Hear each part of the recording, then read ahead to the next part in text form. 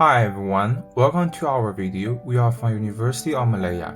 The purpose of recording this video is to meet the needs of the cohort SIH3004 Environmental Ethics Policy and Law. What causes climate change? Climate change may be caused by natural factors, but human activity has been the main cause of climate change since the 19th century. With the development of the cities and industries, humans burn more fossil fuels such as coal, oil, and natural gas. To generate more energy to meet human needs, however, the burning of fossil fuel is known to produce greenhouse gas emissions, which act like a blanket around the planet, trapping the sun heat and increasing temperatures that contribute to climate change. Among countries in the world, environmental problems such as climate change are particularly serious in China. Since 1980s, China has been relying on cheap labor and environmental damage in exchange for rapid economic development. The long-term neglect of the environment has caused considerable damage to China's ecological environment. So, what is China's attitude towards climate change today, and what China has done to deal with climate change? Let's take a look at climate change. What are China's solutions? First of all, the awakenings of Chinese people's awareness of environmental protection started from two special events. First, in 2008, the air pollution in Beijing was very serious, and the citizens at the time didn't understand the harm of air pollution. The US Embassy in Beijing has set up particle detectors on its premises and posts on Twitter the PM 2.5 and 10 values they detected in Beijing, which were several times higher than data provided by Beijing government. Citizens in Beijing suspect that the particle matter value was fake. The sky over Beijing was overcast, but the government said that the air quality was good. First, the Beijing government denied that the data was falsified, but in the end, due to the complaints and pressure from the public, the official admitted that Beijing air pollution was serious and the data was incorrect, and various officials were dismissed from office. As soon as this matter came out, the Chinese people found that China had no regulatory requirements for PM 2.5 monitoring and publication in China at that time. The Chinese government had never published PM 2.5 value. The term PM 2.5 has spread all over China, and people have begun to snap up air purifiers. In 2015, a Chinese journalist named Chai Jing made a documentary called Under the Dome about Beijing's air pollution, which guaranteed more than 200 million views online. The Chinese government took note of the video's enormous impact and then took the documentary down from the internet. Chai Jing ended up losing her job as a journalist. However, the documentary has been widely disseminated in China. Many people have seen the documentary and are aware of the seriousness and the harmful of air pollution. Since these two incidents, the Chinese people's awareness of environmental protection has been greatly improved.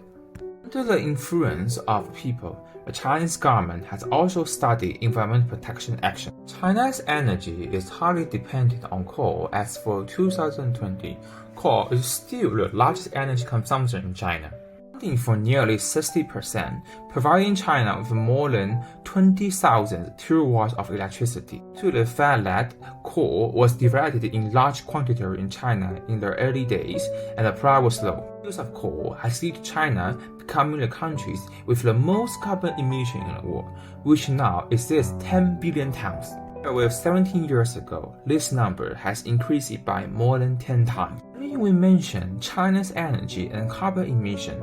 So, does China really have the awareness of environmental protection? Let's take a look at what Chinese President Xi Jinping said. I often say that developing the economy cannot be based on exhausting resources and the ecological environment. And ecological protection is not about abounding economic development. China had the concept that losing waters and losing mountains are invaluable assets. Promotes the integrated protection and systematic management of mountains, rivers, forests, fields, lakes, grass, and sand. Spares no effort to promote the construction of ecological civilization, spares no effort to strengthen public prevention and control, and spares no effort to improve the production and living environment of the people. China takes action in the face of climate change. President Xi Jinping, a contemporary Chinese leader, once said, "Clear waters and lush mountains are invaluable assets." This clearly demonstrates the relationship between economic development and environmental protection, and points to a new way towards achieving a synergistic coexistence of the two. China explores specialized methods to combat climate change. The first approach is to adopt coal control. China is the world's largest producer and consumer of coal. The coal-based energy structure has supported China's rapid economic development, but it has also caused serious damage to the ecological environment. To address climate change, protect the environment, and reduce the air pollution, China has launched the China Coal Consumption Control Program and the Police Research Project to provide police recommendations and actionable measures for setting national coal consumption control targets, implementing roadmaps, and action plans to help China achieve the multiple goals of resource conservation, environmental protection, climate change, and sustainable economic development. China aims to reduce its carbon intensity by 18% and its energy intensity by 13.5% from 2020. Increase forest carbon to 24.1%, increase the share of non-fossil resources in the energy mix to around 20%. Energy production and consumption-related activities are the most important source of carbon dioxide emissions, and promoting carbon emission reduction in the energy sector is an important step to a good job for carbon peaking. The relevant departments in the various regions of China have formulated a series of policies and measures around the green and low carbon development of energy, with the aim of promoting the development and utilization of clean energy such as solar, wind, water, and biomass energy to reduce the use of coal. However, still facing some difficulties and challenges, resulting in the difficulties to adapt to the new situation to promote the green and low carbon energy transition. In order to overcome these difficulties, China has adapted the following policies. First is adhere to the system concept, integrated promotion, give full pay to the advantage of the system, and deal with the relationship between development and emission reduction, promote the optimal combination of coal and new energy, and promote the green and local carbon transformation of energy in the country and all regions. Second is insist on seriously and orderly transformation, strengthening the identification and control of risk in the translation, in accelerating the promotion of clean and low carbon energy to force energy for safe and reliable replacement. Third is insist on innovation driving intensive and efficient, improve the innovation system and incentive merchants in the field of energy to improve innovation capacity, promote approach to conservation, reduce resource consumption and carbon emission per unit of output, the efficiency of energy system operation and resource allocation, and improve the overall economic and social benefits. Circulated the promotion of incentives and restraint merchants for pollution reduction and carbon emission reduction. Fourth is insist on market-led and government-led, dependent institutional reform in the field of energy and give full play to the decisive roles of market in the allocation of resources, and better play the role of the government to create a favorable development environment. The second approach is the electrical vehicle promotion.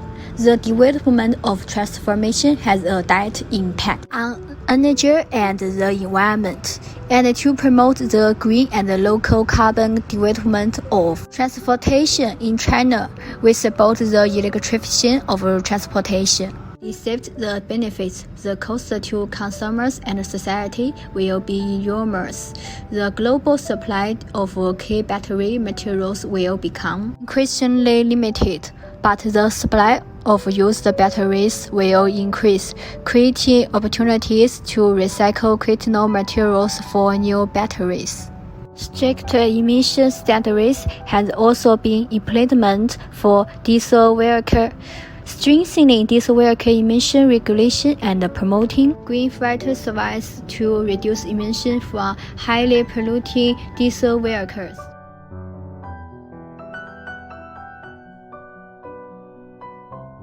Carbon emissions trading is an important mechanism to promote environmental protection by using market economy, allowing companies to use or trade energy from internal and domestic and foreign sources with the reduced carbon emissions, provided that the total amount of carbon emissions is not exceeded. Can use or trade the reduced carbon emissions for internal and domestic and international energy?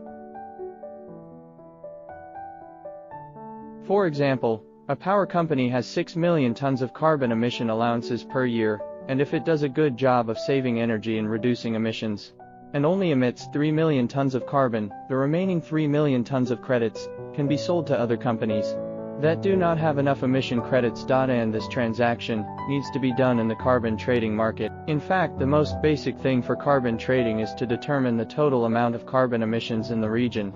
Then we can determine some credits and allocate these credits to each key emitter or emission unit. With these basic things, it is possible to calculate the cost of emission reduction. The greater the difference in emission reduction costs between units and industries, the higher the incentive to trade. According to the statistics of the State Forestry and Grassland Administration of China's forest cover has increased from 12% in the early 1980s to 23.04% at present. And in 1979, China designated March the 12th as Arbor Day every year, to mobilize the people of China to plant trees in forests. Forests are the main consumers of carbon dioxide. Currently, there are two main ways to mitigate climate change. One is to improve energy efficiency and reduce energy consumption in the industrial and energy sectors to reduce carbon dioxide emissions. Second is to protect and restore forests, grasslands and wetlands to increase the absorption of carbon dioxide, i.e., carbon sequestration. Therefore, afforestation has become the main way to mitigate the greenhouse effect. Chinese civilization has always advocated the union of nature and man and pursued the harmonious coexistence of man and nature. Guided by the idea of ecological civilization, China implemented the new development concept and adhered to the development path of ecological priority and green and low carbon. China will strive to achieve carbon peaking by 2030 and carbon neutrality by 2060. China's commitment to realize the time from carbon peak to carbon neutrality is much shorter than the time taken by developing countries, and China needs to make arduous efforts. What is carbon peak and carbon neutral? Carbon peak refers to the process in which carbon dioxide emissions reached the highest value in history and continue to decline after the plateau, which is the historical inflection point of carbon dioxide emissions from increase to decline. Carbon neutral refers to in a certain period of time, directly or indirectly, the carbon dioxide or greenhouse gas emissions through the use of low carbon energy to replace fossil fuel, implementing energy conservation and emission reduction, such as form to offset the carbon dioxide or greenhouse gas emissions to achieve zero emissions. This is a projection of China's future carbon emissions. The model shows that China will peak around 2030, followed by decline along plateau, and finally reach zero carbon emissions in 2060. This process also means a lot of hidden significance. First of all, about one-third of the world's carbon dioxide will be emitted to zero within 40 years. Second, due to the carbon peak, global warming will reach about 2.35 degrees Celsius in this century. Finally, to complete this essential step, low-cost solar and wind power will gradually replace coal in the future. But to achieve these safety goals, China will suffer short-term pain. First, the demand for coal will decline rapidly in the face of energy transition, and the millions of coal workers who cannot find other jobs, and the parts of China that depend on coal mining will be hit hard. In addition, Chinese energy demand is still strong, rich in coal, poor in oil, and little in gas, which makes it difficult to reduce Chinese dependence on coal for energy consumption, so energy transformation is extremely difficult. A good example is China's installed capacity of wind power generation and photovoltaic power generation have reached 400 million kilowatts, but their energy production only accounts for about 3% of the national energy consumption. This is far from enough to meet Chinese energy needs. Second, for the China economy, the early volatility is huge, which also represents China's investment in renewable energy and the shift away from burning energy. But the lower cost of fossil fuel imports and the small long-term benefit pose a significant challenge for Chinese economy. To achieve the long-term goals of carbon peak and carbon neutrality, we need to take multiple measures. We should promote the formation of the green and low-carbon production and lifestyles, encourage the public to travel low-carbon and actively participate in goals loading, so as to make a simple, moderate, green, low-carbon, civilized, and healthy lifestyle fashionable in society. In addition, it will improve laws, standards, and policy systems, increase financial support for the development of green and low-carbon industry and technological research and development, and orderly promote the development of green and low-carbon financial products and services. Second, strengthen the scientific and technological innovation and application of green and low-carbon technologies, and developing a carbon circular economic and clean energy. China's challenges are also those of the world. We should promote the building of a community with a shared future for mankind, make our due contribution to building a clean and beautiful world. Facing the threat of climate change, we should also take action and start from your side. So, what can we do? First of all, we can eat local and seasonal food, which reduce the energy and the greenhouse gases emissions of transporting food, and also avoid over-packaging refrigerated energy. Second, recycle as much as possible. Every action of recycling can reduce the greenhouse gas emissions and the environmental impact more than we think. Third, we should save the electricity and reduce waste. The use of electrical appliances in daily life will reduce the consumption of energy and the emissions of carbon dioxide. And just high air conditioning, temperature setting, conveniently close the lamp, more use of natural lighting and ventilation, and so on, will be able to effectively reduce the individual carbon emissions. Fourth, travel less. We should understand that more effective way to reduce the carbon dioxide emissions is to ride bicycles, use the public transportation system, take bus, and so on. At present, there are many ways to reduce greenhouse gas emissions. The most important things we should pay attention to is immediate action. Action is always the best choice. So, what are you waiting for? All for our sharing. Thanks for your watching.